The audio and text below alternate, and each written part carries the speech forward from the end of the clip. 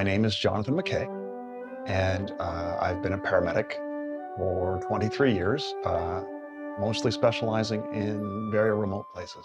So the items I brought in today are a recruiting poster that I was gifted, my grandfather's uniform he came home from the war in, and I also have a picture of my grandfather in his service uniform. When Germany invaded Poland on September 1st, 1939, Canada's support of an Allied response was immediate, despite still recovering from the Great Depression and possessing a financially neglected military force. At the time, the Canadian Army was an assortment of 55,000 regular members and reservists, both of which had limited access to modern equipment. The Navy had only 13 ships. The Air Force had fewer than 30 planes. As a result, Canadian war efforts began modestly, initially committing 2 divisions, one for home defence and the other to fight overseas. So John, welcome to Militaria, and I see you brought some wonderful artifacts with you, and I was wondering if you could just take a moment and tell us what you brought along. Absolutely, Gary. Thank you for the opportunity. His name was Raymond Monroe, and from Pictou County, Nova Scotia. Well, these are his medals. He retired as a commissionaire, so I got these medals after he passed. Let's talk about your grandfather's medals and what he was awarded. So the first medal there is a 1939 45 star, and that was awarded for 6 months of service in the campaign in the front lines. So he would have had to have left England, gone over to France to receive that medal and serve there for 6 months or be wounded or killed.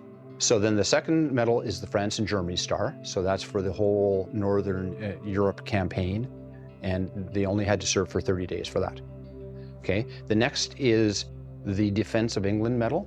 And that was for 6 months service in England. So if your grandfather was a reinforcement and had gone from Canada right into France, he would have skipped that and not received that. So obviously he spent some time in England before he went onto the continent. Prime Minister Mackenzie King during the Second World War really didn't want to enact conscription. However, he was forced to. So they enacted conscription in 1940, but the provision was that the men that were conscripted would not have to leave Canada. So they were used for a garrison duty on the East Coast, West Coast, that sort of thing, Erie Canal, any of these important places. However, as the war went on and after D-Day, they were having problems getting enough volunteers to join to make up the losses that were occurring. And they had tried with those soldiers that were conscripted to get them to volunteer to go overseas, but that didn't work very well either. The Prime Minister had, gone to the army and said, get your generals and get, your commanders to convince these guys to volunteer to go overseas. And these people felt they were doing enough. They were at home doing their part, and they had no interest in going overseas. So thus there was a bit of animosity, well, probably not a bit, I'm probably understating it, between imagine. those that were volunteered and those that had not. So it was quite important that when you got back, you wanted everyone to know that you were, in fact, a volunteer, as opposed to those, they referred to them as zombies, that were conscripted and were serving in Canada. So John, besides what we've spoken about so far of your grandfather, what else do you remember or know about him? A lot and not much, I think. So he is my my step-granddad, and but he was around since before I was born. He was just a good human being who would choose right over easy.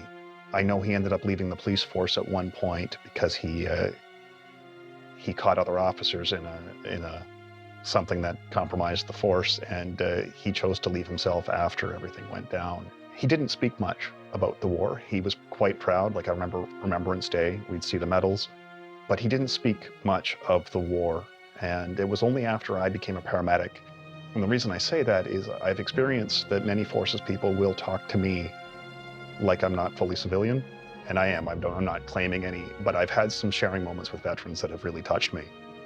And because of some of the strife that I've had to deal in my career, starting to realize the Grampy not talking very much was probably indicative of some of the stuff that he'd gone through. Right. And seeing at one point in his healthcare, seeing some of the scars from his wounds. know that he was pretty grievously injured at one point. I know at least 2 of his brothers served as well. One of them was killed in action. Right, and so he probably could have been exempt, but felt that it was more important to serve. He was a man of high moral standard. I mean, if Right. he put his money where his mouth is Mhm. my experience of him he was quite a formative person in my life. Right, and so a lot of these people, that's exactly it. They felt it was more important to do their part, and seemed to be doing their part. And even though we needed food, we needed farms, and that sort of thing, but to be a fit young man, going downtown Pictou, the ladies wouldn't have looked twice at him because they would have thought he was a coward. So John, thank you so much for bringing these wonderful artifacts in. And so what are your plans with these artifacts? Because these are all things that would fit well in the Army Museum. However, I think I know the answer to that because your interest in them and your ties to your grandfather tell me that you want to keep this and you want to keep discovering more and then passing it on in your family, which I think is where it should be. Once again, thank you so much for bringing it in, and please take care of them. And I really hope that you get that service file, and then one day I get a phone call from you and you go, Gary, can't understand any of this. Give me a hand. I look forward to that day, and it's my pleasure. I can't believe how much I learned today. Great. My grandfather, he was a huge influence on my life. I'm thinking a lot about that today because growing up, it was pretty apparent that he would choose doing the right thing over what was comfortable. Learning about the volunteer, he was always proud of being a volunteer, and I'm starting to understand what that meant.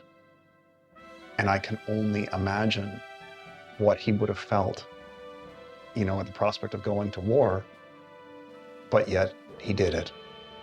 And that is very much in line with the man that I knew and loved.